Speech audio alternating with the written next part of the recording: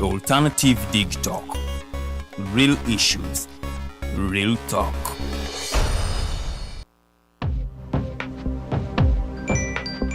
Go to the church, though. Tawali man, what's up? Man, can you imagine people just dump everywhere? Someone drinks water and throws the bottle wherever. Come on, Rogers. What else do you expect people to do with an empty bottle? Simanya now, recorder. Did you know that plastics take at least 450 years to decompose?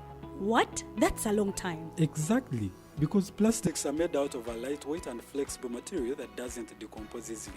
And plastics everywhere in the environment cause plastic pollution. What is plastic pollution now? It is the accumulation of plastic waste in the environment, like bottles, polythene bags, straws. All of these contribute to plastic pollution. I have been using them without knowing their effect. Yeah, a lot of people have. Plastics are a danger to the ecosystem, both on land and in water. So how can we overcome this problem? Is there something we can do? Oh yes, we can reduce by minimizing the use of plastics, reuse by repurposing them, or recycle by collecting and processing them into new products. Everyone wants to change the world, but no one wants to change themselves for the world. How about we change our habits for the world? And it starts with me and you. This message is brought to you by Alternative Digitalk. Looking for a pair of shoes?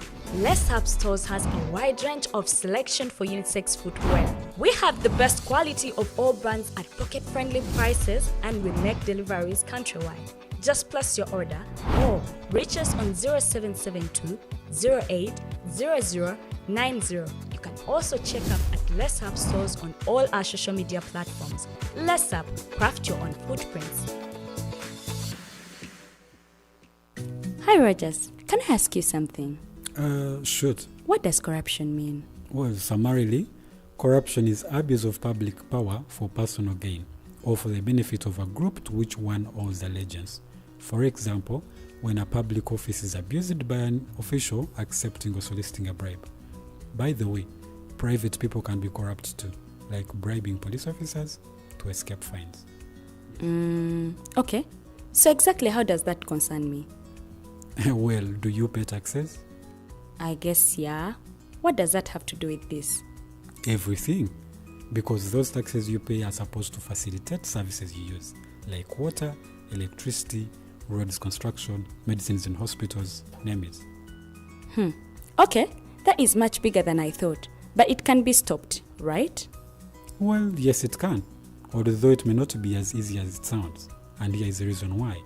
Corruption roots are grounded in our country's social, political, economic, bureaucratic traditions and policies. So, what has kept it going this long? I mean, why don't we stop it? Well, the main reason why it has been here for so long is because institutions are weak, either as a result of poorly defined ethical standards of public service, weak administrative and financial systems, or ineffective watchdog agencies. What can we do to stop it? At a national level, we must focus on strengthening the independence and effectiveness of public institutions that fight corruption. At a personal level, we must commit to never giving a bribe. I promise I'll never give a bribe. Well, that's a great decision you have made.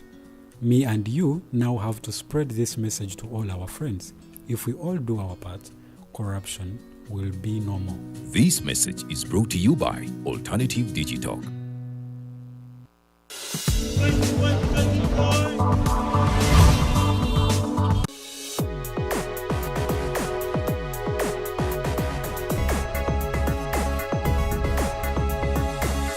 The Alternative Dig Talk. Real issues, real talk.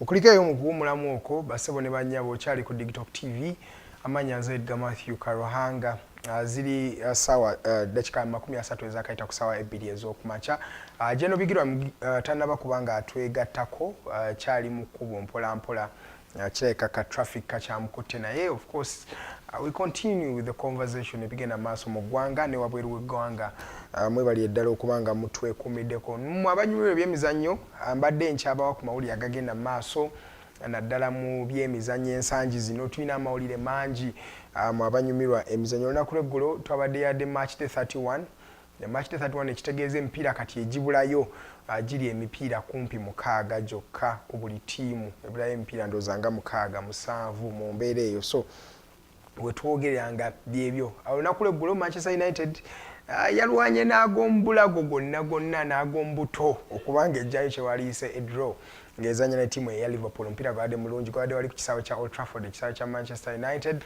and of course Liverpool yabadde anoonya obubonero obusobola okubanga bumuyamba okubanga afunako kyewaliise gap naddala mu kigenda maaso awo twogerera nga Arsenal ne Liverpool be bakyakulembedde table bonna balina points ziri 71 buli omu then tulinawo ndooza Manchester City yaddako awo alina points 7 mu mbeera eyo ekikulaga nti competition ekyaliwo naddala nga tunaatera okuba nga tumaliriza season eno Liverpool omupiira gwe yasambye gwadde gukulaga nti bagezaako kubanga basambisa passion basambisa maanyi naye era ekintu kyadde kibazitooyeddemu naddala kati nga Klopp anaatera okubanga ava ku ttiimu eno Jurgen Klopp yalangirira dda nti Liverpool agenda kubanga agivaako obanga ava olekerawo kubanga agitendeka season eno weenaabeggwako so kikulaga nti Liverpool erabika erina engeri ey'enjawulo gye badde eyagala esiibulemu of course gye badde eyagala esiibulemu Jurgen Klopp ate of course ne Klopp alina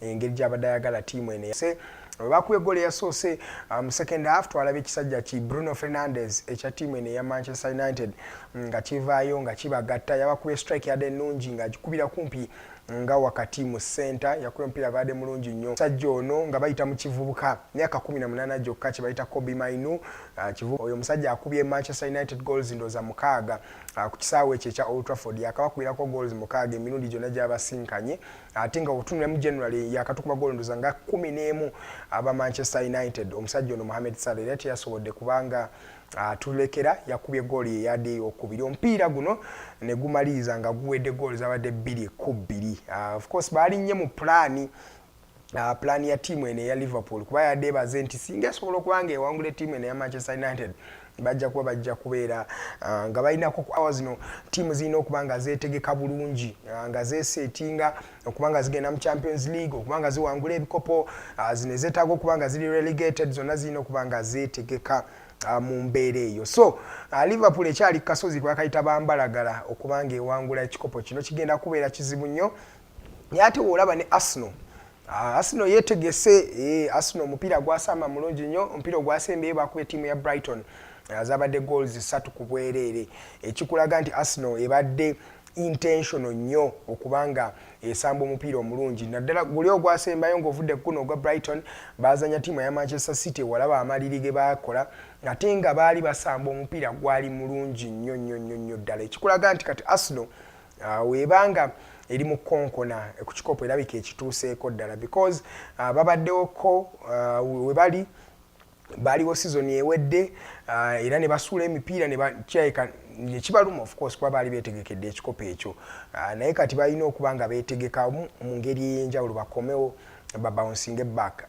kisinza okuba nga kiyamba Arsenal eno terina balwadde by the way otunya ttiimu zonna Arsenal ettiimu erina omulwadde ogwo bamuyita Jules Timber yekka ye mulwadde Arsenal gweyina abalala bonna bali bulungi ba Thomas Partey ba Declan Rice ba William Saliba Gabriel Magalhaes Bukayo Saka ttiimu yonna ebadde eri bulungi nnyo naddala ttiimu eno eya Arsenal so kikulaga nti Arsenal tegenda kubeera ttiimu nyangu nnyo season eno tugikwate mpola because Arsenal is really playing very good football tusobola okuba nga tubakomendinga balina ekisajja ki Declan Rice okuva bamujja mu ttiimu eno ya West Ham akirabika Mikel Arteta yali abaze omusambi gwe yagula lyalinga pesa lennyini because yali yakamugula n'afitingira ddala mu ttiimu agiyamba ng'eri defensive ttiimu agiyamba ng'eri offensive agiyamba mu containinga he comes n'atebayo ne ku goal n'akubayo ne shots ekikulaga nti Arsenal omutima gwayo kati gwatereera luli yalina ekizibu ekyo nga onoonya omuntu asobola okuholdinga omupiira wakati n'agatta ku bbaaka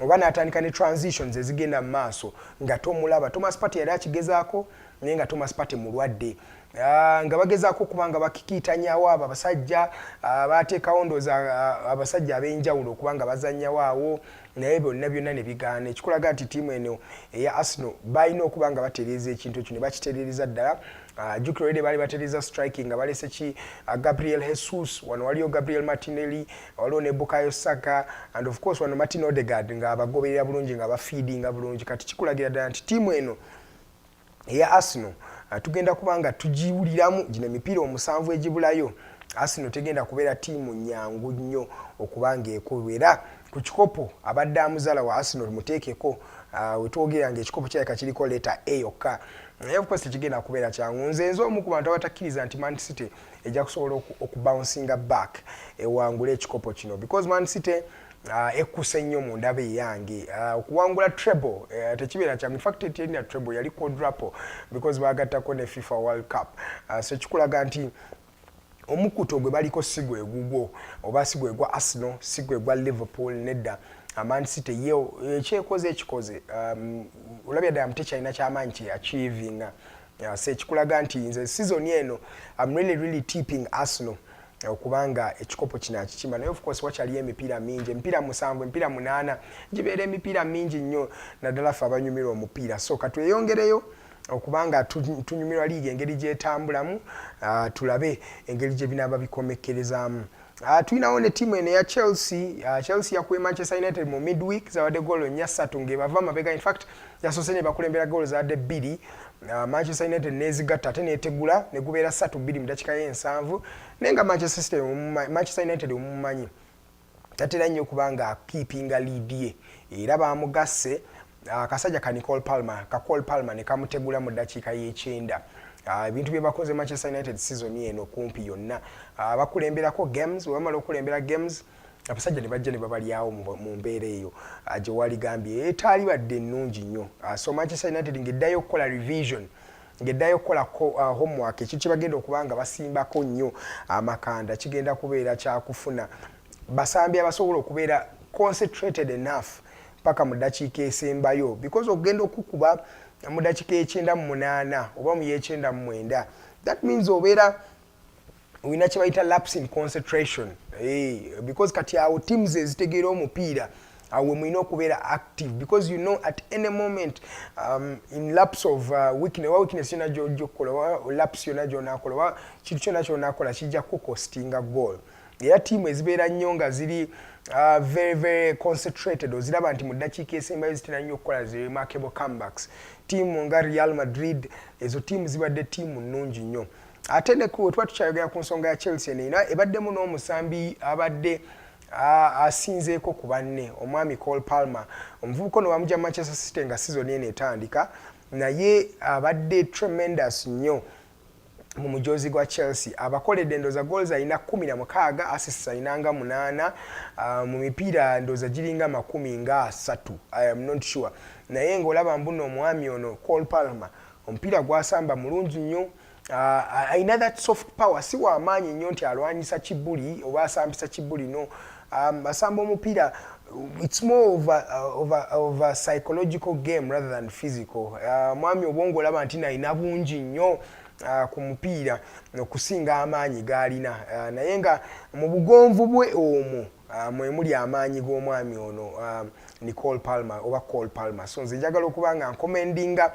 tiimu eya Chelsea eno okulaga nti yegezezzaako okubanga erwana wetwogera nga ndooza Manchester City yegenda okudda kozanya Chelsea omupiira ogenda tunyumira nnyo because Man City abadde on peak naye ate ne Chelsea naddala ng'eri wansi wa Mauricio Pochettino erazeeko nti tegenda kubeera nnyangu nnyo so katulinde omupiira ogwo engeri gye gunaaba gutambulamu gujja kutunyumira nnyo mu mbeera eyo yennyini nga tuvuddeko ndooza eyo ne tugendako mu ggwanga erya Senegal kubanga ne Senegal eyo balina president omujja ndooza mwamuwulira dda omwami yava straight okuva mu kkomera n'agenda paka kuba president so wetwogerera ng'omwami Doyaye wetwogera saawa zino bamaze dda okuba nga bamusoyaringa in Tuesday wedde ku lunaku lwali lwakubiri kati yatandika dda ekisanja kye naye president Faye ono Doumbouya Faye mu first appointments yakoze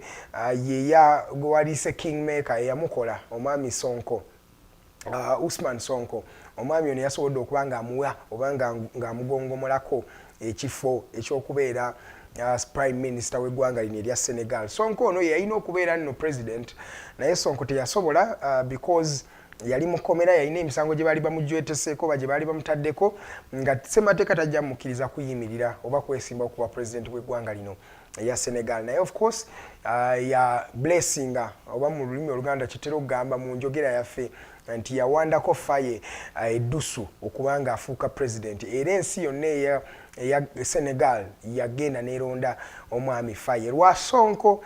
So omwami Faye ono waba mukomera ne Sonko bagenda direct paka mbukulembeze ebintu bingi biba planningira eggwanga lino erya Senegal naye of course kyetuyigawo yensonga y'omwami ono okubeera nga muvubuka myaka 40 naye already yali ku helm oba yali ku bukulembeze bw'eggwanga lino erya Senegal ekikulaga nti nno omwami tagenda kubeera mwangu nnyo naye how about n'olaba ebifaananyi ng'ebyo ng'olaba president omuvubuka ekyo site tenyumaako kulabako because in fact he's the youngest president in Africa at 44 naye it's a new site okulaba abavubuka nga be bakulembedde eggwanga bwe liti naye ate ne basigala nga baliweesa ekitiibwa. So congratulations to Senegal bongera okuba nga balaga nti it's a unique country on the continent.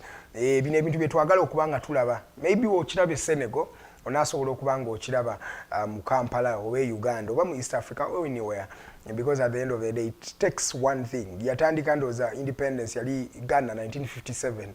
By 1963 70% of the countries had got their independence. Wetwatukira mu 1994 and of course Africa yenna ali independent. Tuyina kye tweyigirako ndowooza abasajja aba Senegal tuyina kye tubayigirako. Ziri 43 ezakayita ku ssaawa 2 ez'okumakya munzikirize ennyanize omwami General Bigirwa Moses okuva mu National Unity Platform amaze okuba nga atwegattako. Tuyina bingi ebyokunyumyamu naye naye katutandike n'okumwaniriza. Sebo tukwaniriza nnyo. Nange ndi musanyufu okumawo mu studio za TV yaffe TikTok TV zekipayopayo n'enkofiira njerabidde ekitatera kubeerawo ate nkijjukidde nga ate ndi ku mpewo naye nga mwasize mutya munsonyiwe nsuddemu eddakiika nnyingiko ekkubo lyaffe erya Jjinja Sebeera njagala akatambi kano katambule seo producer ojja kunnyamba onsaliremu akatambi kano nga tutegeeza mwami Katumba Amala n'omukyala Kajina nti ekkubo eriyingiza ebyobusuubuzi by'e Uganda especially okuva ddala Ejjinja nga wakasala Nile okutuuka e Mukono wakati awo liri mu mbeera mbi nnyo. Nakulabeko ng'osharinga ejjo ng'emmotoka oba zaadde zikwamye or something. Lirimu ebinnya naye ebinnya bya tamaka biri sharp nnyo ate nga biwanvu. Kati omanyi okutuuka bayitawo Kitigoma waliwo ebinnya naye nga buli moroka ekikuba epakinga. Bwetayabya mipiira ebiri obukono bubuukayo. Yesterday but one kuba mbadde nnyo ku kkubo eryo nasula awo Kitigoma nemuruka ebuuse y'akakono eyabize emipiira ebiri si yange yokka nasangayo emmotoka 12. Just imagine ekiro ekyo nabira ebifaananyi bateeka ku mukutu ekiro ekyo emmotoka 12 zonna nga ziparkings ekkubo teririiko mataala. Najja tuteeka munyo a bit of exaggeration kubanga nabadde ku kkubo eryo nange recently I think midweek nga ku Lwokuna ne olaba mbu there are improvements ekkubo bagenzi ba improve ate kakatirize kyekugamba kyekyo kugambye nejjo nasuze ku kkubo waliwo ebinnya ebyali mu mabira nalaba baabitereeza kati oyita mu mabira yes tunaba kuyita mu mabira then wayise walala my brother wayise mu mabira no mabira immediately nga wakava ku police weri mabira yes awo wona tewatambula wona wafu paka wofuluma mabira. So Mwara Katumba Amala n'omukyala Kajina ministry yammwe yesinga okubeera ne ssente empitirivu ndowooza eddirira defense mu bya budget naye temuyinza kukwata ssente z'eggwanga ne muzitwala ekyaka ne muzitwala shema ne mukola amakubo geeyo nga gali ge bayita mwasanjala naye kuba eriyingiza ebyenfuna by'eggwanga eri ejjinja ne liba ng'abantu bali sitaaka ekiro. I'm telling you, emmotoka 12 nga zipaakinze bona bakubye jeeke alaba bakubira bamakanika to make matters worse. Ekkubo teririiko bataala nzikiza njereere ne Mabira yennyini. Mabira lwaki tebamuteeka mu mataala? Amataala ge bateeka eno mu butawuni obutalina makulu, Mabira bamuteekemu amataala. Emmotoka zeetomeragana mu Mabira. Jjukira waliwo emmotoka ezitalaba bulungi enkadde kusinziira ku economy yaffe. Waliwo emmotoka ate nga zo z'amaanyi nnyo zitulira tezikyusa mataala. Kati abantu bafiiridde mu ekyo ebbanga lyonna. Wana Katumba Amala nsaba Katumba Amala ssebo, nsaba omukyala Kajina saali basabye busabi kubanga guno gwe mulimo gwammwe liyale. Nali badde mbeera wano nga mbavuma buvumi naye sobola kukola ekyo. Bwana Katumba Amala ebyowarankazo bisoko biteeke wali. Kajina muwulira abribinga ababaka baleme kukyusa baleme kukyusa kitongole kireme kumiribwa kidde mu ministry. Olutalo luli eyo okiwulidde. Esente ze mutuddeko muzikola muki? Mulowooza bagenda baziika ki? Olaba twaziika ono omusajja yali secretary to the treasury yagenda mu ntaana ng'oggyeko Keith Mwakanizi yalina nyini sente wano mu Uganda tebakulimba bamanerenda ab'amaanyi bano ba investor biki sente zaali zitandikira ku Keith ne zikirira naye yagenda na kofini. Kakati muli mu kubonyaabonya bana Uganda abantu ne basula mu kkubo abantu ne basula mu kkubo naye ng'ekinnya tekimalawo na $5,000,000 okukikola okukifiiringa. Ekkubo lyennyini lyali badde litwala emmotoka nnya ne likomyawo nnya olw'omugaso gwaliwo. Ennya nnyingi katugambe 2 kale 2 mu nfuna yaffe ey'ekina Uganda. Naye abantu bali bubinya ennaku eri wali Kaisali tuuse wano late naye ntuuse late because era nazzeemu okubeera sitaaka on the same case because mbadde ne byentambuza mu jjinja omwo okumala akaseera kanene. Kakati lye lyekkubo ssebo erireeta ebyenfuna by'eggwanga. Ondowooza olabe obunene bw'emmotoka obuyita ku kkubo eryo. Liyitako emmoloka ennene ezi-trailers anti oliraba. Liyitako ebbaasi eziva e Nairobi eziva e Mombasa. Kakati naffe abawasiwasi. So it is very very very bad. Njagala okutegeeza abantu baffe, njagala okutegeeza bekikwatako ensonga tetugenda gisirikira twagaleeterere. Abantu bafudde ku kkubo eryo naye ng'ekibatta kye kimu ekyo era kisoboka okutereezebwa. Jeno mukuliko eyo mu kuziika Ramadan Waiswa. Twavaayo muganda waffe twamuziika. Abatamumanyisa oba nnyonnyole. Ramadan eriyo Busoga tumuyita Lamanzaani Waiswa. Muto wa Council Honorable Abdul Katuntu. Yabadde addukanya law firm ya Katuntu and Company Advocate kuba abadde lawyer. Nga muganda waffe actually nga namukwano gwaffe nnyo okusinga Katuntu. Yes, especially nze ne Waiswa Mufumbiro. Tubadde naye ebbanga ddene, tubadde tuwuliziganya, abadde atugaidinga nga bw'obeera oli ku TV yakola gwakulaba. Kakati n'alondoba n'ajjamu kiki kyoyogedde nga kimenya amateeka n'agamba ati wali kyoyogedde nga kimenya amateeka. Kuba abadde lawyer nga mukugu. Yandraftingira petition oba plaintiff yakola ki ojjukira omusawo guli gwe nawabirako Mwai Museveni naye like tonali waguulirako yagundraftingira n'empaabira Mwai Museveni nnyo abadde musajja waffe nnyo. Mwai Museveni yali aganye okwogera amanya g'amatuufu, yali aganye okwogera emyaka but omusango ogwo gwamuzuukusa n'asalawo n'agaba bannaye nimbi ekimala tugenda okumaliriza ng'erutahabulwa tugenda okumaliriza ng'atandise okuza amazaalibwa ge twamuteekako embeera yonna naye Waiswa oyo yatukola bubi nnyo accident era amakubo gaffe nga bw'ogamanyi. Yafiiridde ku olwo lennyini oba? Yafiiridde ku Tirinyi, ku Mitirinyi. Yes, so Mungu amusaasire.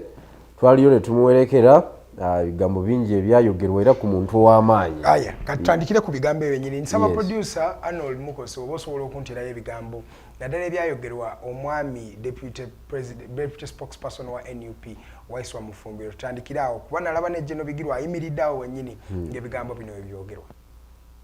Genda okubebaza obuteebisa mu mbeera nga ebabisiza mu kate Buganda nimwaniriza Honorable Mathias Mpuuga era mukubire ku mungalo kuba nkola ya Busoga okuba tuli ba Luganda ndidi nti byetwogera biyinza otwawukanya aye bino tukwogera ku nsonga y'aba Uganda mubona enguudo eridi tuteeta wano mu kibuga Museveni bwe yayita yakuba nti zira nguudo kyokka ndikulira bana babakanga baliko bambu enguudo ennungi bana mwogera amazima tulekere kudoosanga bintu Busoga ebengedoosa budoose tuzira nguudo tuzira amalwaliro mulobe kudoosa kuwaanawaana nsonga ng'amaliriza eno Busoga tuli bakadaaga ekyo nenze nkyogere anti gwe mutya bwebaba emisango egiriwo mulobe kugisiba ku kadaaga mwamukuba mwamuwumuzeere mwamuteere mulobe kumusinga ku misango gitali gije ekyo ndikubasaba Busaba nale balita amongo toyirabuke ndikukuvumbamu kazooyewumula ekyo nenze nkyogere kuba ninza Alex Waiswa Mufumbiro I speak my mind ate ku mulambo gwa muganda wange tumaire nina okwogera ekyo mama Kadaaga muleke kola mirimu gyo mukupulezente mama muleke abeewo ali mirembe gye olemi mama waife atubeereirewo mwamutoola mu ofiisi eyo mwamusuula eyo kale mumuleke aweereze mutaku mbeera ye muli ku mutaaku ate mwinde mwogere ebigambo ebirungi mu kuziika nimwe ababaka b'e Busoga mwireku ove ku mama Kadaaga kulwa Katonda n'ensi yange ndikwenda okubakobera nti Waiswa afiire nga wa National Unity Platform wairabe nalemu nimwe muli kubiriza omukolo tuikiriza aye abaire tayikiriziganya nankola ya bugubuzi kibumba abankumire producer ebigambo bino ebyogerwa naddala mu nnyimbe lwaki mupromotinga nnyo enjawukana? No si njawukana ekisooka ebigambo ebyayogerwa Alex Waiswa Mufumbiro byali bituufu obikiririzaamu mbikiririzaamu era yatukiikirira bulungi mu mbeera eyo ennyimbe abantu basaanye bategeere omuntu afudde ebigambo ebimwogerwako biba bikwatagana byabadde akkiririzaamu okay kyova olaba ebintu byabe emirambo gyabwe GNRM tusobola tulabayo tubaleka ne bakola ki ne beegazaanya kati yali akubiriza omukolo ogwo ye Honorable Commissioner w'Ebugwa eri eyo omuyitaani ngenda mujjukira yafiirwa taata we naye tiwatulabayo twamuleka mubaka akiikirira constituency bagiyita Bukoli Central twamulekera ki twamulekera olumbe lwe era abenaremu bajja ne boogera ebyawo kati ebigambo ebyogerwa ku lumbe bibyo byennyini omugenzi byabadde akola ki tetuyinza kukkiriza iwe ova eri oyogera ebigambo ng'omugenzi si yabadde ayimirirako si yabadde akkiririzaamu era abakungu baziba kugamba bugambise buli out of order okitegeera so ebigambo bya Waiswa Mufumbiro bituufu nnyo omugenzi Aramazani Waiswa yali wa National Unity Platform nga tukolera emirimu gy'ekikugu nga tajja buzi ku front naye ng'ali mu background ng'akola emirimu egy'amaanyi nkugambye yankolera petition n'engiteekayo obadde ogamba Solomon Sirwanyi yes Solomon Sirwanyi bwe yafiirwa taata we yes bwe yafiirwa taata we twamulekera omulambo gwe n'akola ki n'aziika taata we nga tulina bigambo byakumwogerako yes okay why did you watch mbade mugamba ave ku Kadaaga? Was it the other comments ze yakola luli omukyalo oyo omukyala Anite yagufuula mugano buli wakwata omuzindaalo ng'ali mu Eastern eyo kasuka ebikompola nga bikasuka Kamuli ewa Right Honorable Rebecca Kadaaga kyetulowooza nti si kyabuvunaanyizibwa era yagamba nti Kadaaga yakyamulwana era yamulwanyisa mu ofiisi eyo kyokka nga scandals eziri mu ofiisi ziriko evidence ensaasanya y'essente n'obungi bwazo ziriko evidence. Wait, she's not addressing the evidence. Yes. She's saying there is a person. Behind. Attacking the person. But she's not addressing. Yes. Saying this evidence may be false. Yes. So you have to address the evidence. Aina ku rather than addressing the evidence ezijja. Mu ngeri gy'asasanya Jesus safuna milioni binaze mugamba. Ya hachi yaliogedde. Yes. Okusinga ogamba yali tugambye nti bwe yagenda e Mombasa jjukire twali wano. Yes, Nairobi. Ne baleeta engeri gy'alyamu esente Nairobi. Nga mu butuufu ezimbi omutima.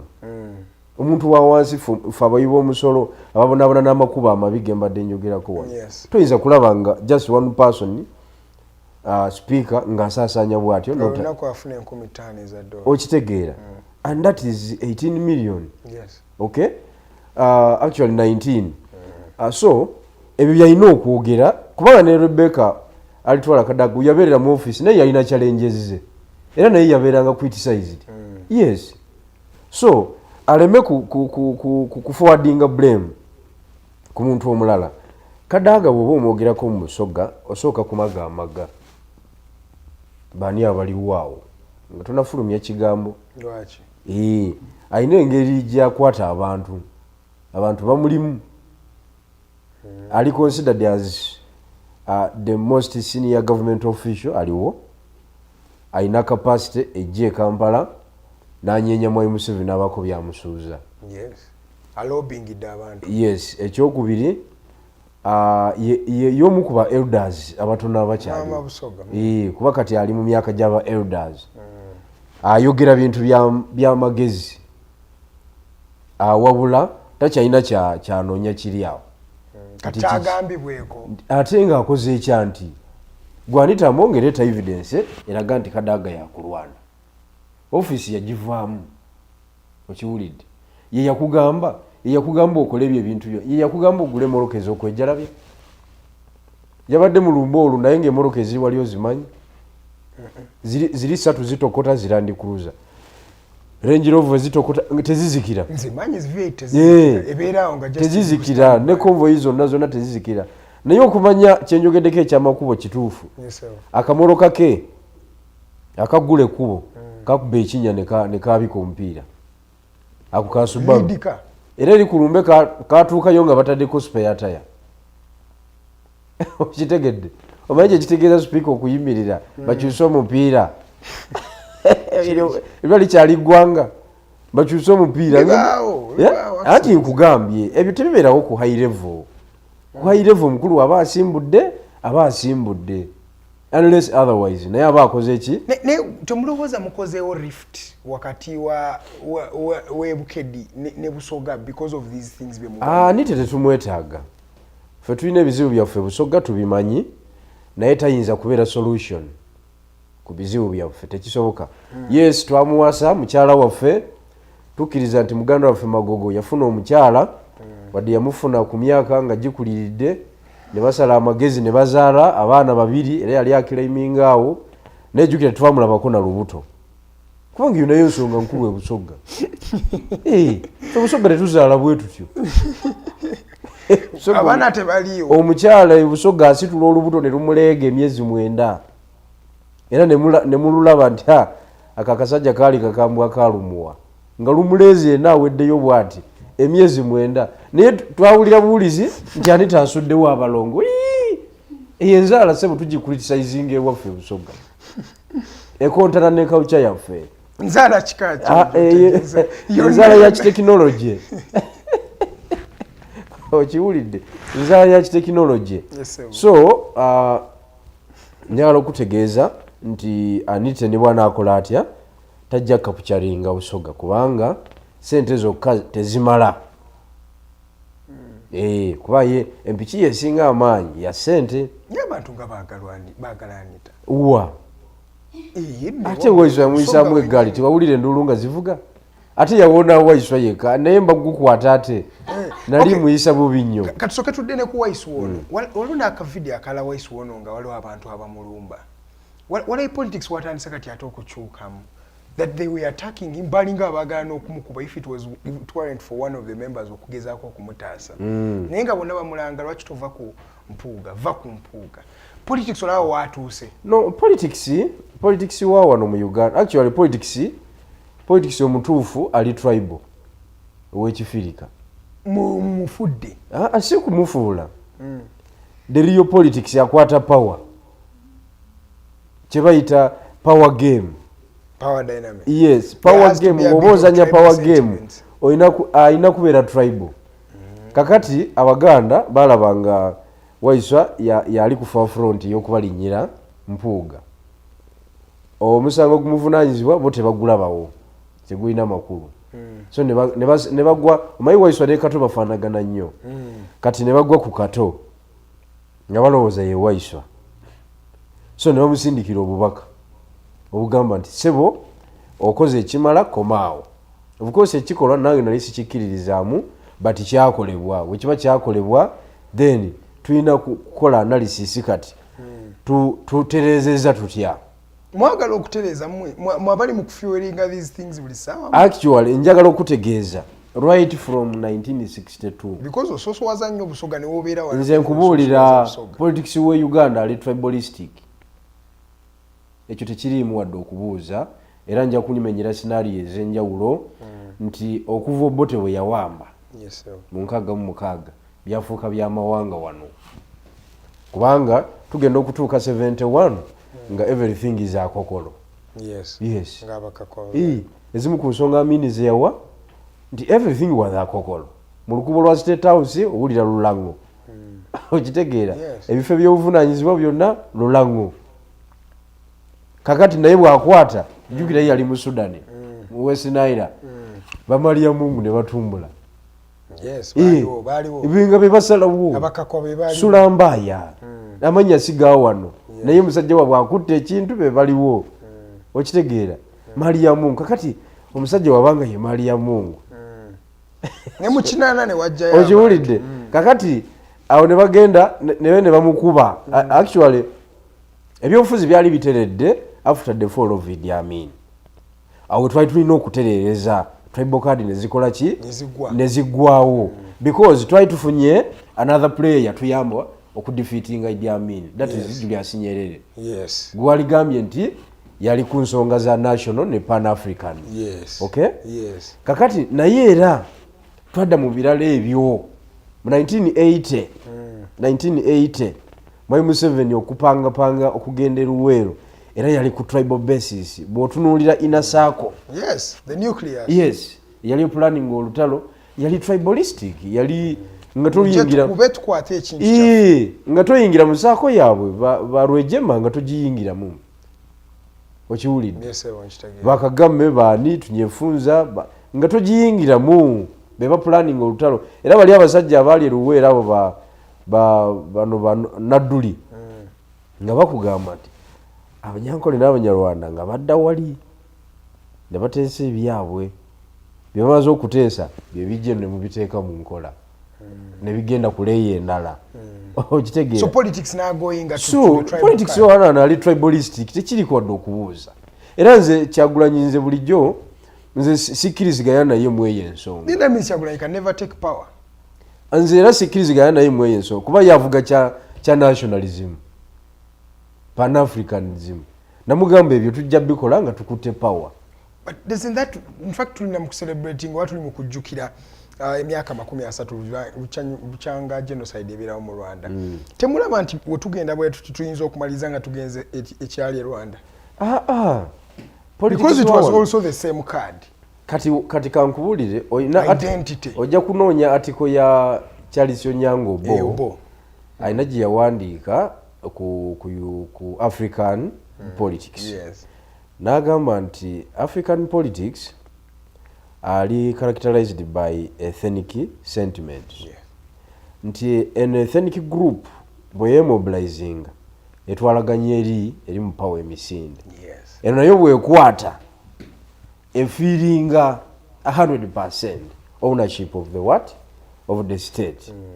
Kati netuuka n'okwinciting another ethnic group to sit down and plan paka ate lwesindikirize neri muki basing on tribe.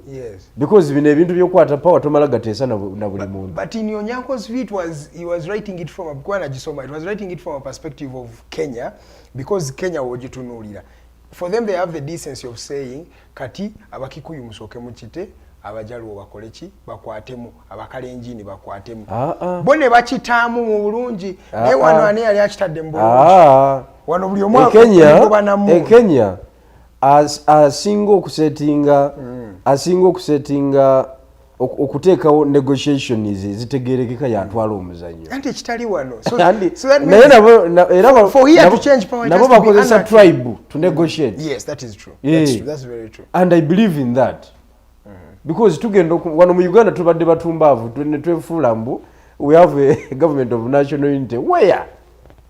There is no government of national unity. Nze nsookedde ku luguudo wano nga ndaja na luguudo mu western Uganda bwekiri nayo gyeziri si bwekiri tekisoboka tewaliwo hayiwe bwetyo sooka ogirabe tewaliwo hayiwe bwetyo mu western Uganda oba oyiseewa nene yita egenda mu Batooro nayo bali very busy ogikola emiti yana naye nga kiki ekiri awo okuva ekyenjojo yo yaggwa kiki ekiri awo compared to Jinja awo waliwo ekiri waawo.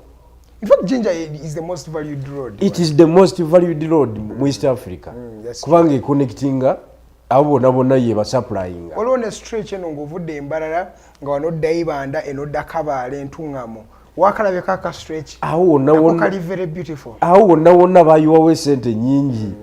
So when the ethnic group sit on the national table okusharinga cake, they take the lion's share back to their what? To their localities. Yes. Kakati mmwe mba temutuula kati kino ekiri ku Jinja Road kitegeeza Buganda kubanga nekuba liri mu Buganda. Okay? Kitegeeza Buganda tetuula ku national table. Okutema share ebyenfuna by'eggwanga. Kitegeeza Busoga tetuula. Kitegeeza.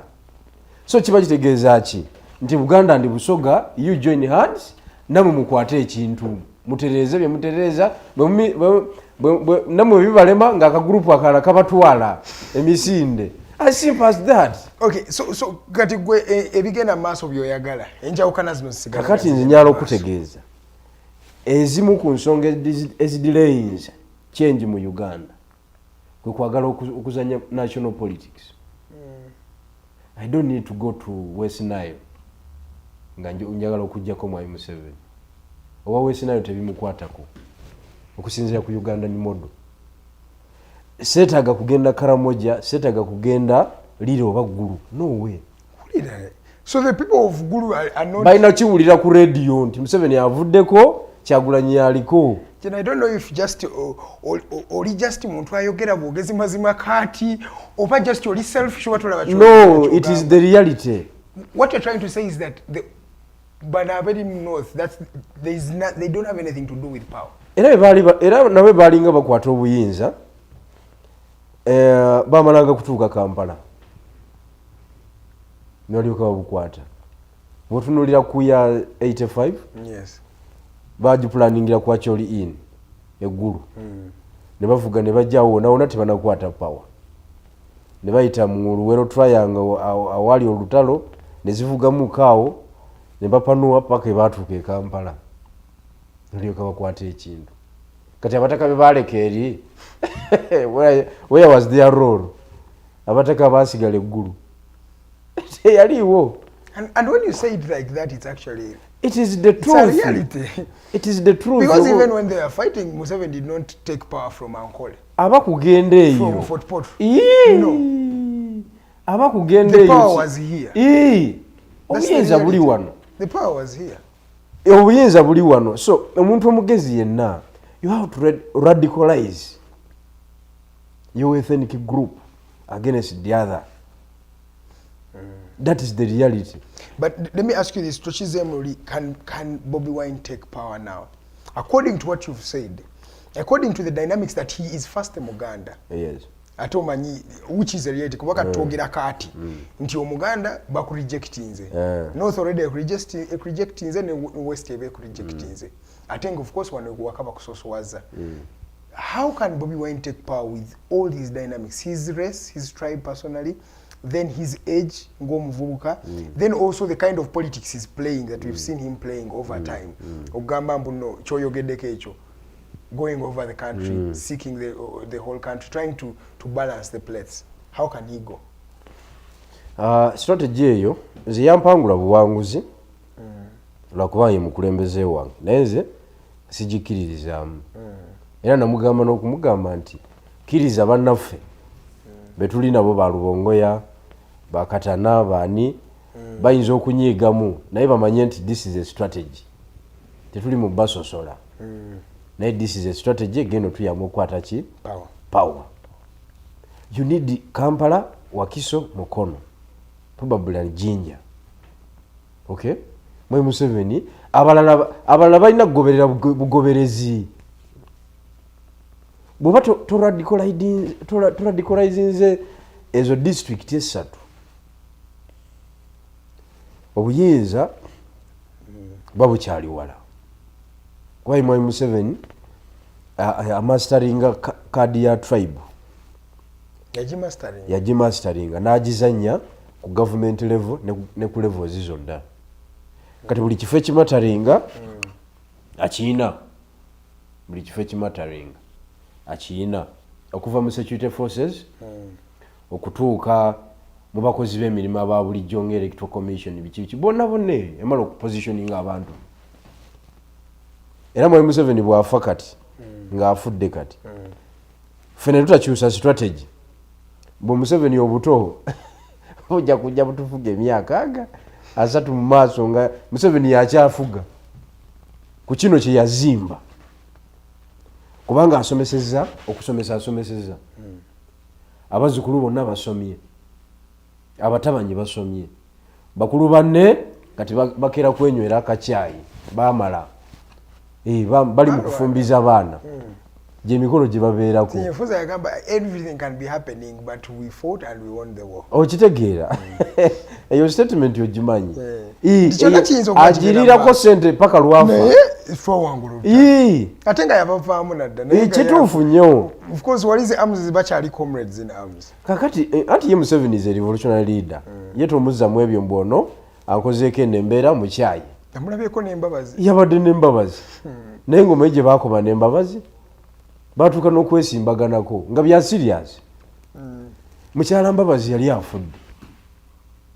afudde Jacqueline naye omanyi yamuwa obutwa eyamuwa obutwa ate yamujjanjaba okuba ya politics buwanvu gwe kubanga Jacqueline yasendasenda bba okwesimbawo kakati Mbabazi jjukira yali aganye okwatula ekigambo kakati ne babuuza Mbabazi ogenda kwesimbawo nagaa nange mbiwulira ndiye kati ne babuuza Jacqueline n'agamba Mbabazi yagambye eki titagenda kwesimbawo so Mr. President nyala okutegeeza mwami wange agenda kwesimbawo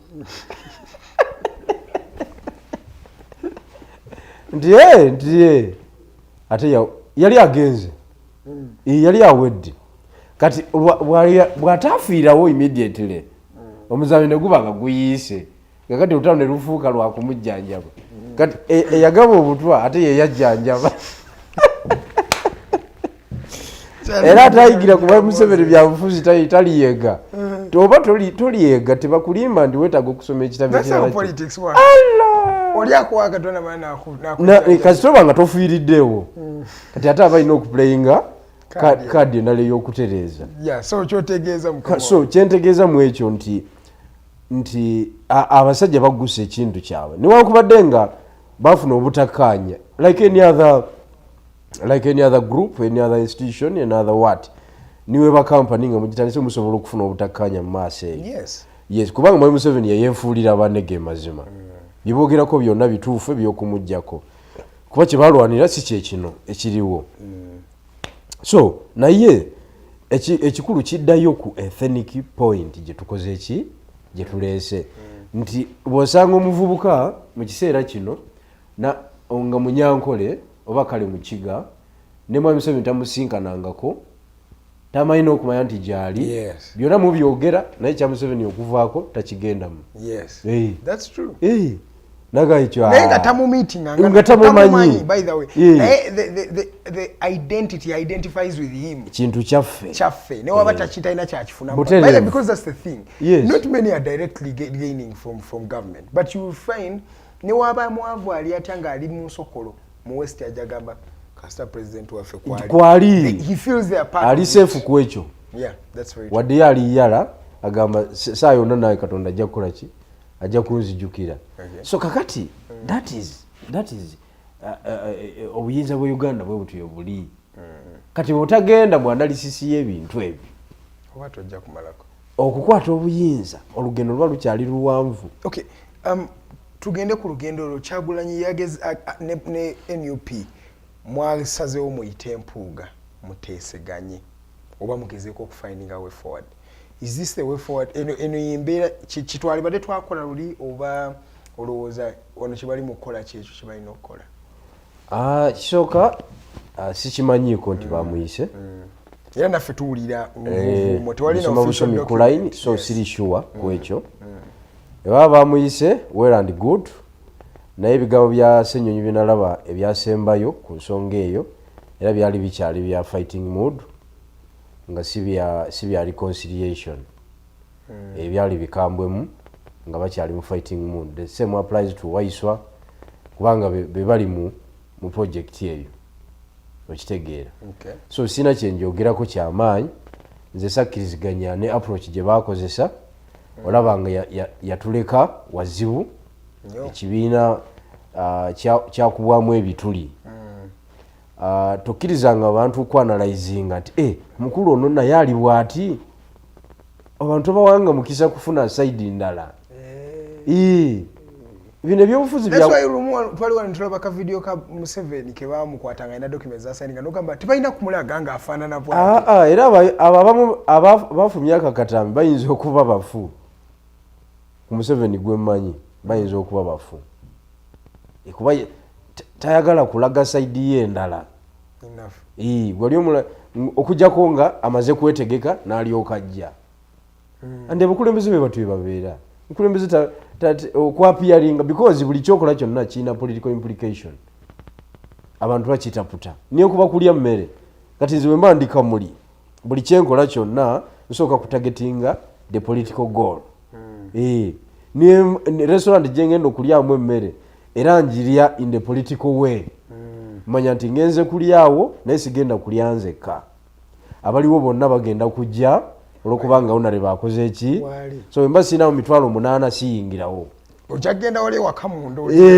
nja kulya waka nzekka nzije negumye okitegeera olidde mu public ebya ekumi libeerewo omanyi kuba bagenda kutuula bagenda nti onalebona mukubuzeko chapati 2 n'ebijanjalo nterako chai wamata Ninga hona lebo ya jo. Nowe nkoko naye nagitumya kuba yaludde ogiryako ate gwe otudde. Kati watu ina 8 ku 10 toyingirawo. So nkitegera kyogamba. So it was a weakness for Kyagulanyi okulaga weaknesses ze. So as NUP nze ndowooza approach gye twakozesa. Bannange bakama wange tebagikolako analysis emala. The fight for corruption mu Uganda is legitimate. Yes. Naye oba tusigwa ali mu power. Nga sigwa ali na burden. Kuba burden eri ku Museveni. Okitegeera. Ensuula ekintu kyo. Kubanga bali ababaka wali eri nakukolera analysis wano life y'ababaka. Yes. Gye basiibamu. Togenda gikyusa. Tosobola. So ebintu ebimu obireka ne biyitawo.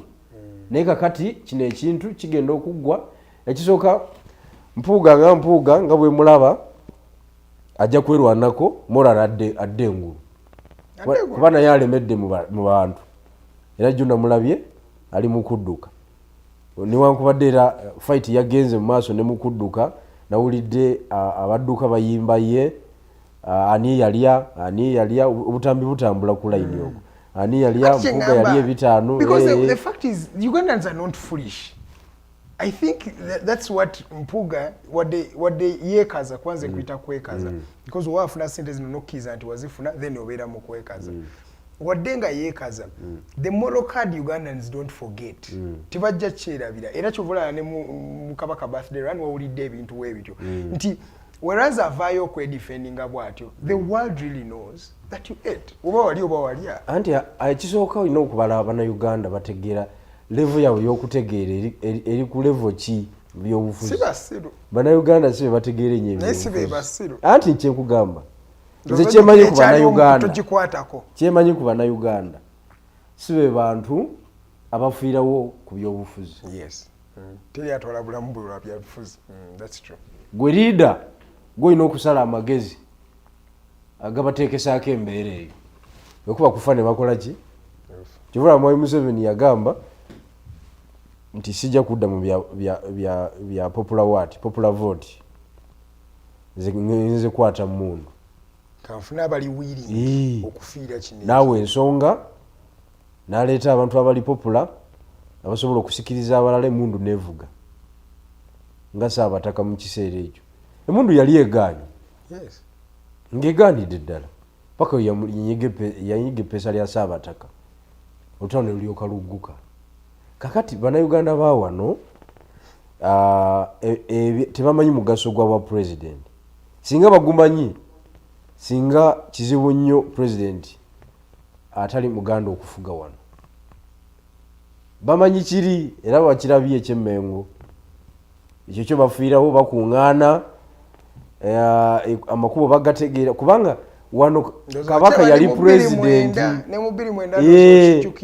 Kabaka yali president okitegeera so kati tulina okunnyonnyola nti Buganda bwe yagenda mu the Republic of Uganda it ceased to be a republic okay Buganda yasizinga okubeera a state kakati Kabaka kye yali badde of 1961 and below okay kati kyetunoonya kati kiri Ntebe okitegedde kati kiri Ntebe wali mwina lubugo wali tewali wali mwina lubugo lwale bamubadda wali ceremoniyo kati tewali powers ziri awo kyovulaba era ebintu byayo jjaji yabitambuza okiwulidde kati eyo that hunger abantu baffe tulina okubanyola ne bagisitula ne bagijja ku level y'obwakabaka ne bajambusa ku level y'obwa president yes naye ng'olina kunnyonnyolera baawano kale ziri 24 ezakayita ku ssaawa 3 tuli mu ssaawa yaffe esembayo ndabye Innocent ayina byona oli mu kutulaba okuva Masaka webali kubanga otweyunzeeko kibeera kyasanyu nnyo kanso Innocent ayina byona okubeera naffe ng'otulaba tugende ku nsonga yayita kano Dr. Kizza Besigye ali mu kutabaala ggwanga kugezaako okukola kubuuza ku bannayuganda ki ekiddako FDC baatukwata do you want a new political party kiki mwagala naye abantu abasinga bakirabyenga political comeback what is your say nga sinabana kubuuza ku byennyini ebimututte naye gwe okulaba nga retired kano gwokkiririzaamu nnyo according to byoyogedde n'omuntu gwe mulabirako okubanga azeeyo in the field no doctor ekisooka nali omu ku bo eyakozinga downfall ye sigenda kwetonda kuba ndowooza kinali nkola nga kyekituufu at the time naye nga talina kyeyali ankoze actually doctor yali ampaddeko ne ku tuition musajja wange nnyo ate nange ndi musajja we yali ampaddeko ne ku tuition doctor oyo emitwalo aga nga manyi bulungi naye twali twagala kuplayinga the other card gye tusookeddeko okukola analysis nti bring another presidential candidate in Uganda from the central region awali establishment eya government yonna nti kasita okapucharinga eyo eggwanga oba olikoze ki olikutte bring a generational leader afitinga mu population yeriwo okay yes sir netusala amagezi gonna it was not easy sebo okujja Dr. Besigye mu namba 2 tekyali kyangu nze nga kirabikanga ekyali tekyali because Kyagulanyi yaliko no energy I am telling you tekyali because doctor yali azanye empiki ye for 20 years nga akute trust y'abantu wati okitegedde nga talinawo lupolo yonna gyakoze ki gyaleseewo. So twakozesa obukodyo bungi okumuovertakinga, era tumala okumuovertakinga bwepa Mwai Museveni n'ava mu tulo naga kiki kino ekiridde dokita natandika okuwandiika amabaluwa ogajjukira bulungi. Kiki kino ekiridde dokita tekibanga nange kigenda kundya, natandika okwakitinga. Tugenda okumaliriza nga babuchamani bafunye emirimu, bafulufiga abayimbiyimbi abalala bafunye emididi, bavuga mididi, okiwulira n'abayimbi batandise okufuna budgeti butereevu. Yali amaze okuzuula force emukuba emulumbye because yali emaze okuvatekinga Besigye. Kubanga Besigye bamawu bonna baali bamulemwa. Buli omu yali yamulemwa. Babedi bwanika bonna nga bakazolite. Okitegeera. So dokita n'abanga twamuovertakinga naye nga talina musango gwe yakola bannayuganda. That one I am conquer sure. But just time ye yamukuba. Fatigue. Time ye yamukuba. Kakati Makerere ewange gyenva dokita y'omukuba special guests abatera okukyalayo in the high profile moments. In fact lwanajja fe abaana baayo oba tokkirizibwa nakuva wooli omanyi waliwo omukyazi omugenyi abaana babasibire manju muleme kutaataaganya proceedings z'abagenyi okumwegendereza kuba kw'amaanyi nnyo. Aweebwa omuzindaalo gw'amaanyi, moments abeera z'amaanyi ate tasingika kwogera. Ekyo kikulu nakyo. Dokita nga mukwasiza omuzindaalo oba ogenda kwogera kiggwa ate kubanga ali grounded. Osanye okitegeere nti okwogera it is history. Nga tolina history tosobola kukola political speech. Oba tolina kyogamba bantu obyoyogera wenda bibagamba nti omusajja yayogedde. Kati dokita nga yavudde buvi kwegamba ye njogera ye atera nnyo okutandikira mu 79 webabeerera 78 webabeerera ku university naye ne bwakoma obukomi mu 1986 ne bwakoma obukomi awo oba tokyasobola kwogera naye. Yes. Ate nze bulijjo president wange mba mugamba ne mugamba sebo okwogera it is history naye kakati nga dokita muzindala aguvuddeko gwogenda kwogera ki? Tewaba. That's the reality. Tewaba. Twagende Nairobi mu bya human rights bino. Nzijukira. Mugisha muntu n'ayogera ne tulowooza nti ate abo abasigadde bagenda kwogera ki? Because of the experience, the decorum. Okitegeera. Dokita najja ebigambo n'abimalawo. Okitegeera. Nengamba president wange ne mugamba nti nze njala okutegeeza ekitukola si kituufu struggle yaffe ogenda okujja nga abantu tebakusuubira kubanga ensonga zonna eziri substantive abasajja bazoogeddeko ate nga basajja b'amaanyi ate gwe osembayo okwogera. What are you going to speak after retired Kano has spoken? So kati dokita fe twamuwadde drip. Omulwadde ayinza okubeera ku kitanda naye nojja n'omuteekako ecupa y'amazzi nadda engulu. Okibulidde? Nadda engulu. Mukudda engulu n'atabuka.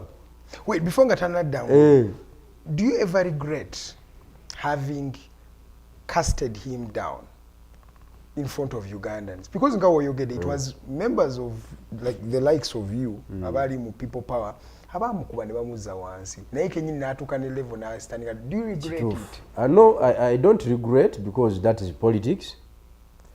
Nalibadde regret nalibadde njifuna singa siwulizigana ne president wange. Okay? newakubadde ndi ku suspension and whatever but nze ndowooza kyetwakola it was the time was okay, it was the right time okufuna another commander.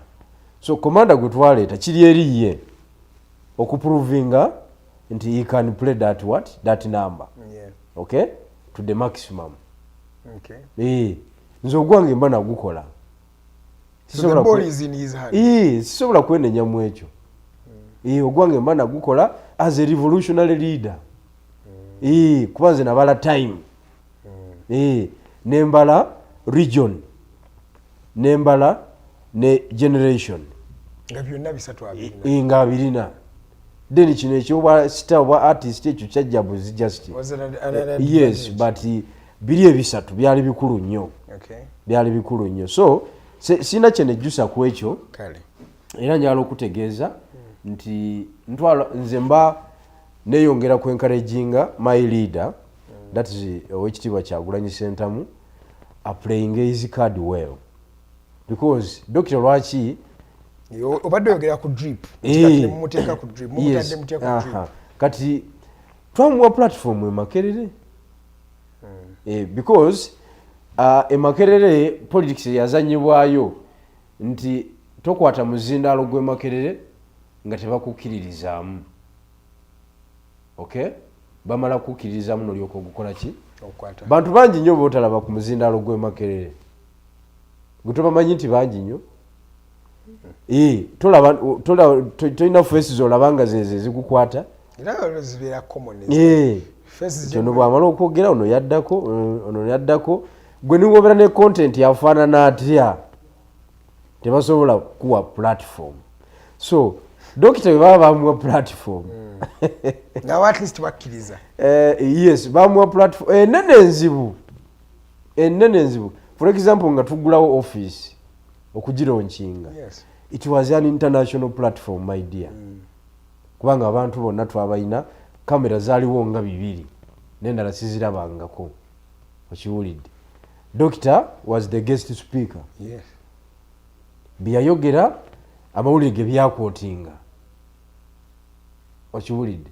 Kakati twamuwa drip ekyomuteekako akawaya akalimu amazzi adde engulu, kirungi kyakola. Kakati jukira dokita mu kukola naffe siga nti atwagala nnyo, kuba space gye tulimu yiye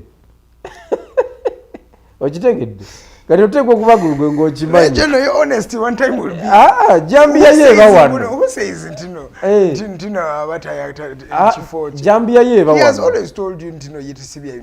Opportunity yonna gyafuna okutemako omutwe agikozesa, kuba jambiya ye aba agitadde buteesi wansi okiwulidde. Kati ffe bye tubaddemu bino mpuuga biki yalidde ebitaano logologo bisiyaga jambiya ye ng'agiwagala. Kati ali mu kuwagala jambiya. Ani amuwadde opportunity? Yeffe. Tutya ku bye tukola kubanga tumaze emyezi 2 twekuba ffekka. Naye gwe mulwanisa oba mwina omuntu gwe mulwanisa omulala mbadde ndowooza mwali badde mutunuulira oli, kubanga wano just before kiringa gamba ani Katikkiro mu kkomera. Politics sebo okubeera leader of opposition mu ggwanga tokiyita ekyomuzannyo muganda wange. Era status ya Kyagulanyi goloza status gy'alina kati gy'alinanga muyimbi kati ayongeddeko n'ensimbi ayongeddeko. Ebyensimbi sibimanyi, nkataddewo nga munnamawulire nange mbisoma musomi mawulire sijui biki yakoze kino yakoze kiri yagula eri yakola atya, nange mbisoma musomi muki mu mawulire. Inkamu ye sigimanyi, naye ekyo kyokka kyeyatuukako sebo ayogera n'abantu abamalayo mu nsi yonna. Ate bye yali tayogera nabo nga muyimbi. Kati ani ate yali yagadde kubeera mu space eyo wadde nga tonakwata power. Gwemanyi okubanga bw'ofuluma okugenda ng'ogyeko okufuluma eggwanga naye wano olufuluma ewuwo bwoti abantu ne bakuwuubira owaffe wuuyo, okiwulidde. ekyesente nga bwogaye nti ayina esente biki nga nazo weeziri. Obuzibu bwolina bwadayaleyo nga nzijuva ennyonyi leero ngenda wano deeti ku deeti ennyonyi nga mpitirivu nyaha so n'oli anyumirwa okubeera leader opposition space ani atajagala so lima kulowooza nti kyetwatuukako kitonotono nakyo kyamaanyi kyova olaba nze saagalira ddala muntu nkyawa nnyo omuntu andetera ebizibu okungoba ku lujjuliro lwetwakatuukako olutonotono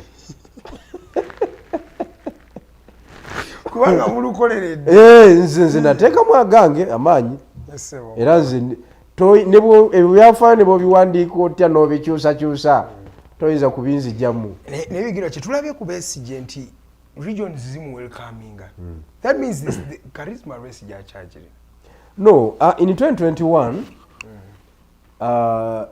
alliance gye twali tugenda okukola eyali ekola amakulu yali yakukwasa Western Uganda Besigye ne Mugisha Muntu bagimobilizing banyonyole olulimi ekisooka bebalumanyi ate bebaayo bali accepted nti ba Western nti wagamba kino yes so try tubeetaaga okuforminga alliance ey'amaanyi principle ngeri ayina kugenda nga mugenyi bali bamwanjulira abataka yagamba noffe gwe tubaleetedde ebintu agenda bikola mutwesige gye tuli kubanga imagine if they had endorsed Bobi Wine mutwesige gye tuli kubanga ebyobufuzi bya wano abantu ba wansi gomairo lwaki Kadaga w'amaanyi abasoga bamanyi ti ambassador waabwe mu government naffe waffe gyali tolina bwokikyusa naffe waffe akola ki gyali oba tujjayo butonotono naye era tumulaba gyali era alina byamala kuba Kadaga nga yakubulidde abantu byakawa emirimu mu gavumenti muno nga simu ye yekimaze bangi okiwulidde kakati byebyo ne mu NUP nga abasoga bagamba bigirwa tumulaba gyali ali ku lusegere lw'omukulu bw'omutaataganya bagenda nabo eri waliyo abanyiga agamba bulijjo tumanye ekintu kyaffe ekintu si kyaffe abo gye bali kati Busoga yafuna obuzibu for sure nze nga bwenjiraba galubindi zange nyinza okuba ndaba bubi naye omukulu anaatera okufuna solution ku nsonga eyo so Doctor twali tulina omuwa Western Uganda Nobert Mao ne tiimu ye Northern Uganda Patrick Amuriat ne Nandala Mafabi Eastern Uganda actually Far East and then Busoga tugyekwatire the likes of Salamu Sumba Bigirwa Moses Waiswa tunyonyola abasoga Kyagulanyi asigale Buganda Kyagulanyi akikube ye oli wamu naye nga yalina okujja naye waliyo abanyonyola abataka nti wano we tuyimiridde ye politics we Kenya ono yatuwadde ddiiru entuufu ffe ng'abasoga katulabe kati kuno eno welcoming gye tulaba ya Besigye welcoming ti yasanyu oba bye bino ebinyumo welcoming eyo kati eri mu kuva ku nze nga galubindi zenkozesa ziyinza okuba enfu yes eva ku bagala balaba musajja waabwe eyalinga ayiriba ne poliisi yalinga ateeka Museveni ku nninga buli dakiika nti akyaliyo atasobola kudda mu mboozi za 500 million kuba yali tried and tested kuba Besigye abantu bamulyamu enku obusente bodule babulyanga naye yali wano ku Digital TV nange kinyina akyogerako nagamba nti nawe weyabeeranga leader opposition yali akimanyi nti abantu baali bagenzi webale nnyo naye olina okusigala ku kifaananyi ekiki the bigger picture kinene kubanga obunafu bw'abantu ogenda bumalayo. Ye yakozesa ekigambo nti ono n'empuga wava wajja kuddako omulala era naye ajja kufuna kyekimu. Akole kyekimu. Kati emyaka 2 ekitundu ejja Ssenyonyi tetumanyi anaamalirawa kubanga naye ali mu ngalo za Mwai Museveni. Era naye yatandikidde ku lubabu. Okiwulidde? Era singa principle yabadde nti ali serious ku kirininga revolution. Ssenyonyi alibadde ali bbali. Exactly. Kubanga values zaffe yazigwa dda. That's a reality. Values zaffe yazigwa dda. Which many people have said bagambe kati oli subjective mu ngeri gyo handling ebintu ekyampugo okisoosowaza nate mulimu ne bannaaba balala bonna oba okwata bonna good for them. Deputy President gwe yawa okuwa kugoba mpuuga amaloboozi ge gajja nga ayagala kulaba Muhoozi mukyala Zedriga n'agamba I'm ready to meet that man even if at his home I have no problem. I don't fear.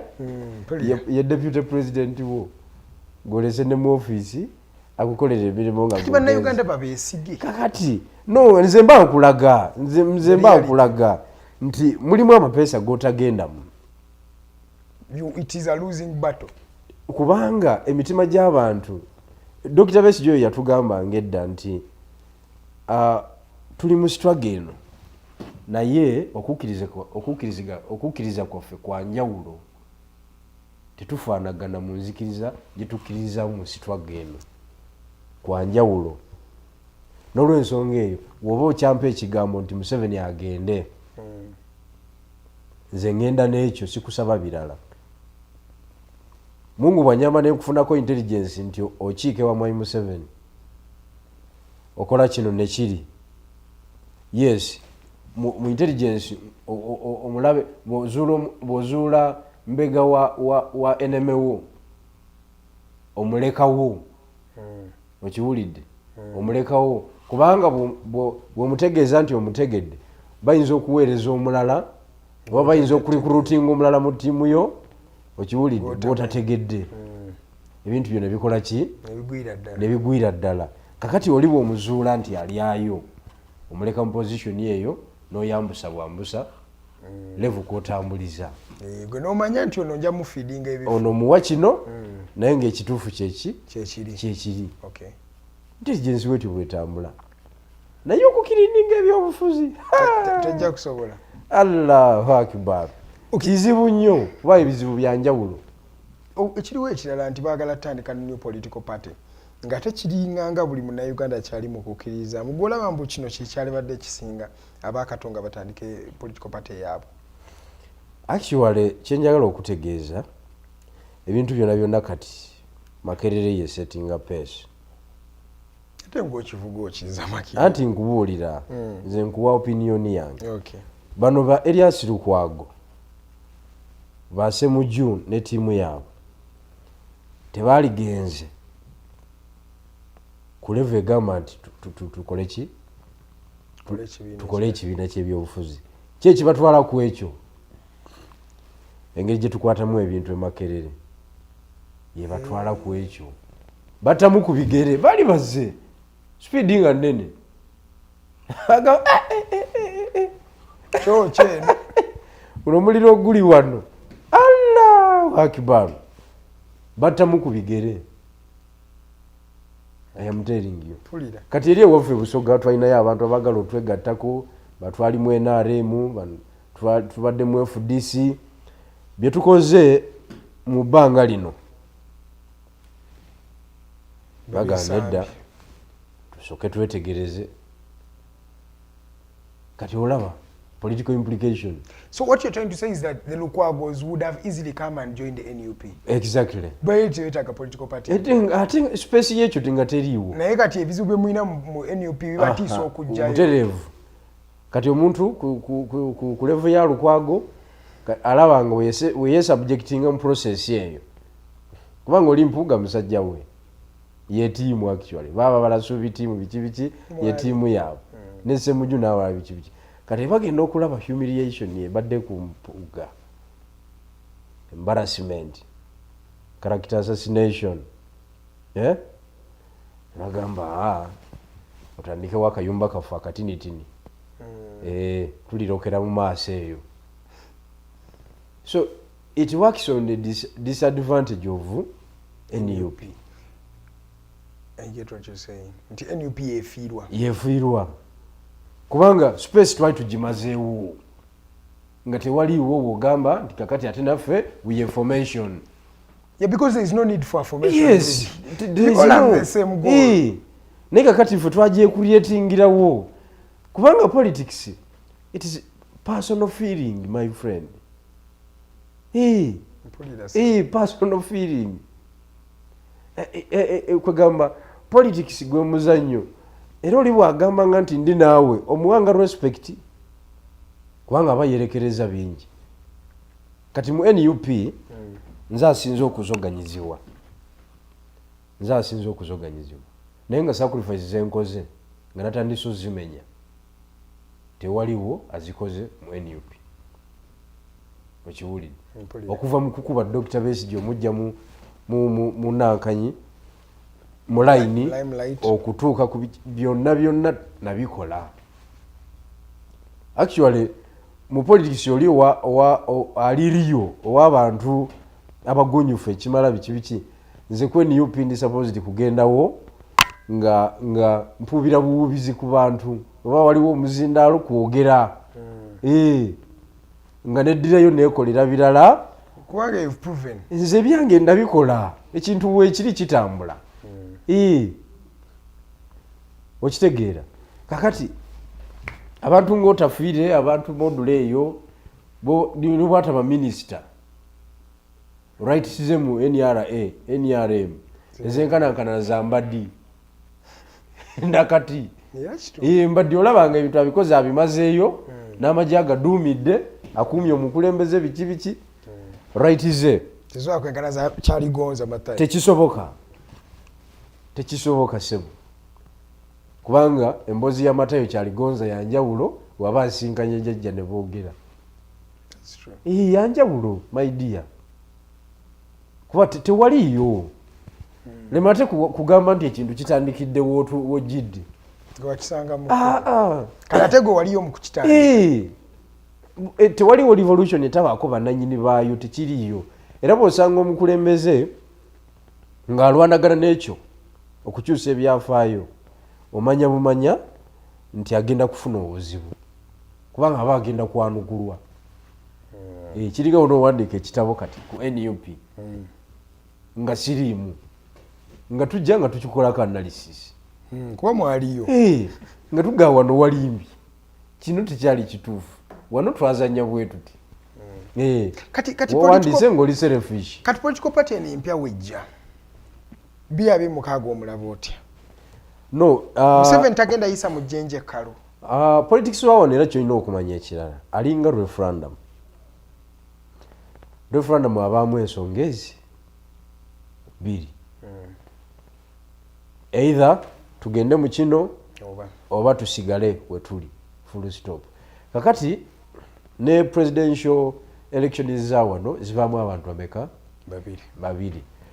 Owokusatu aba munafu nnyo ebbanga lyonna kyovula bamuli ati yalwana nnyo okufuna emitwalo 3 namutya era yagajjayo 3 emitwalo 3 yalwana nnyo kubanga wano tewaliwo waakusatu.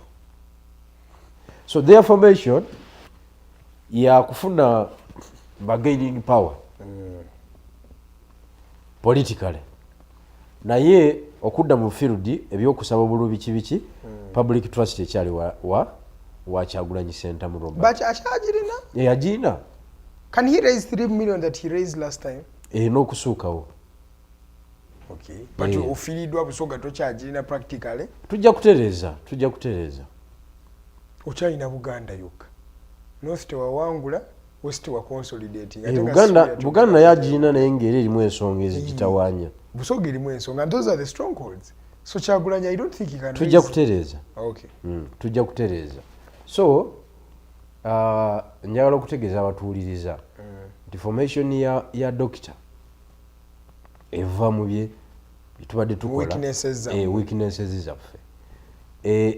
NUP eri supposed kubanga emira buli muntu alina endowooza ey'ebyobufuzi ebyokuleeta enkyukakyuka ng'ajja n'atuula muli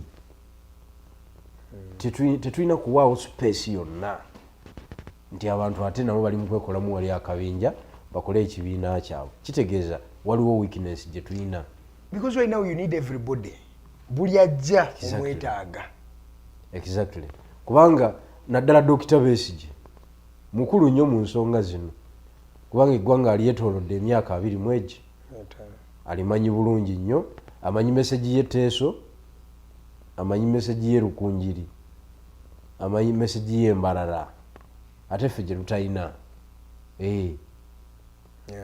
so mwina okukkiriza nti mumwetaaga tutumwetaaga so bwe tuzanya politics nga amwongerayo addemu akole formation yeyiye kiba kigenda tukosa as a national unity platform zibino ebigambo mbyogera gwe n'obitwala nga bw'oba oyagadde okusinziira ku interest zo kuba nze kati ntuuse mu myaka sikyakubirwa bigambo nti kino ayogedde kyaki kiri mwana muto kati mba nkugamba ekintu nga ye reality because any mistake which is done by Oweekitiibwa Robert Kyagulanyi Ssentamu it affects me directly.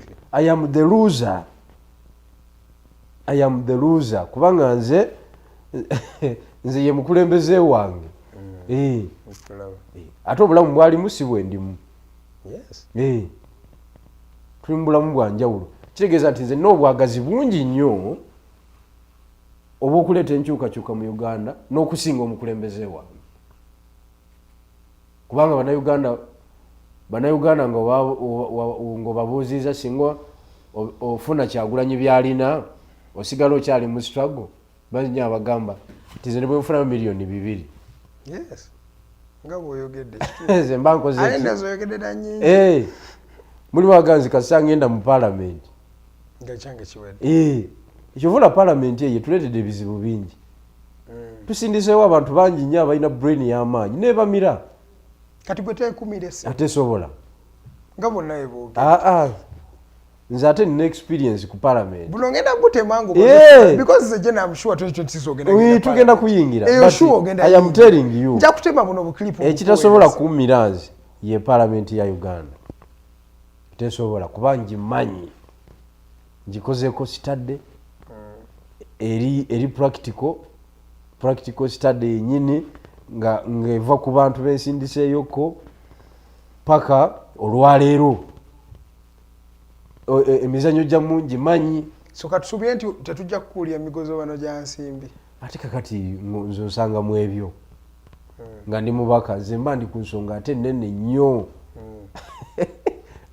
siyinza kubeera mubaka wa palamenti okiwulidde nemba nga njogera ku bya gavumenti okugenda nze actually nze wemba nze nga njogera ku bya gavumenti okugenda enyonyi ninja zigenda Burkina Faso Niger bebamanyi yenina okuliyetinga emikwano egitegerekeka ba Muhammad Domboya bemba nnoonya oyinza okuwuziza ebyomu ngenze wasijuyiwa ebyo tekisoboka because bali bamalayo Brooke alina kyayogera wano Brooke webale kubanga otulaba Mr. Chikomeko Brooke Williams agamba this time many people will not participate in elections.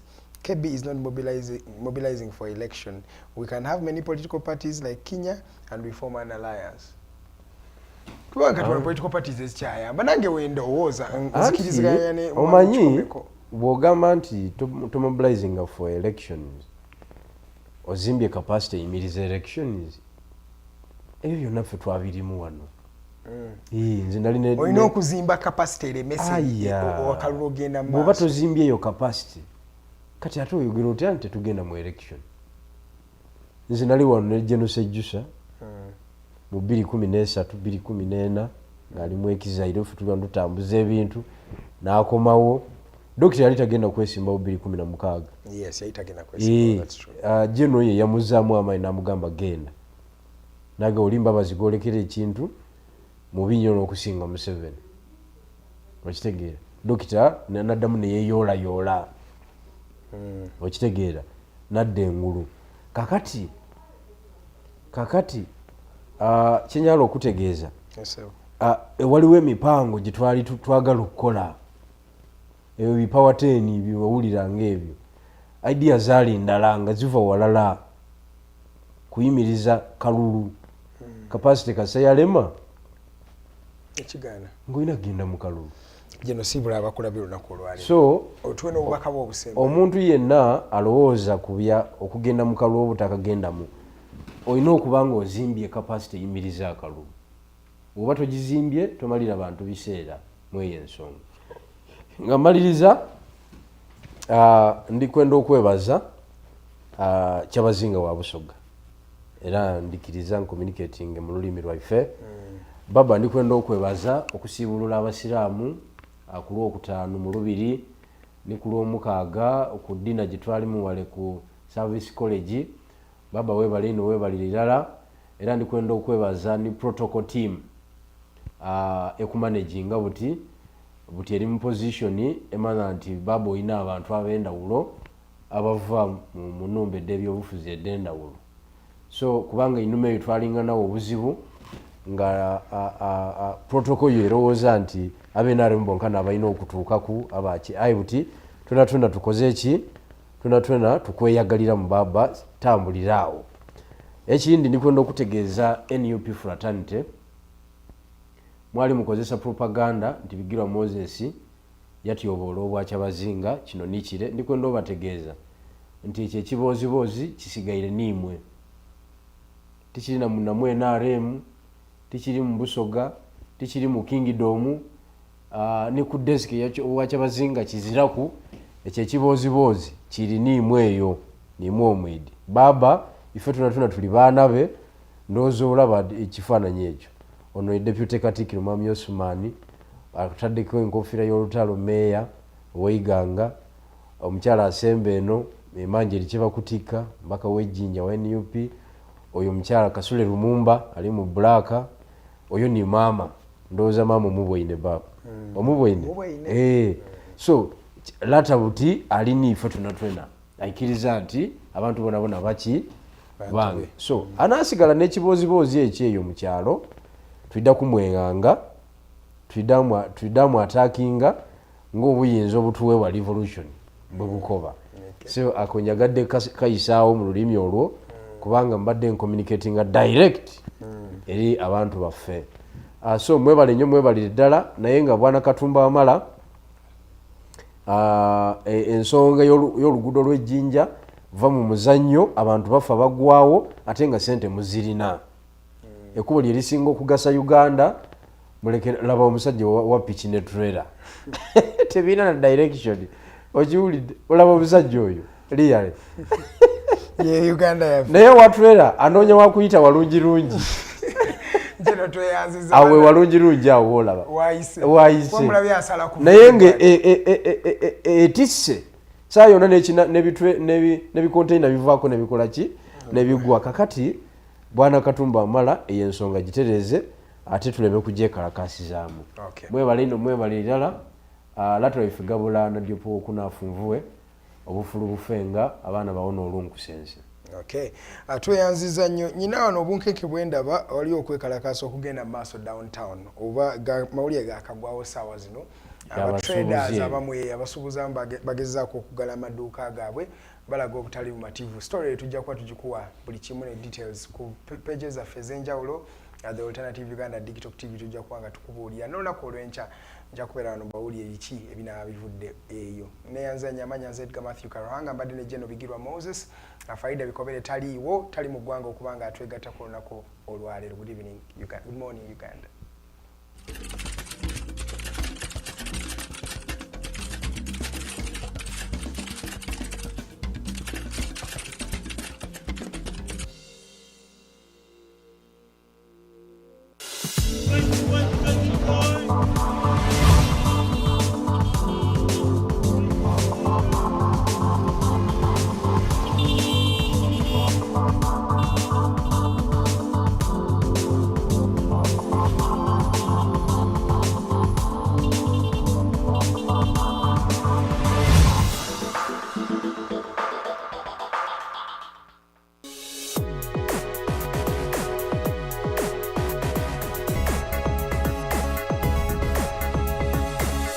The Alternative Dig Talk.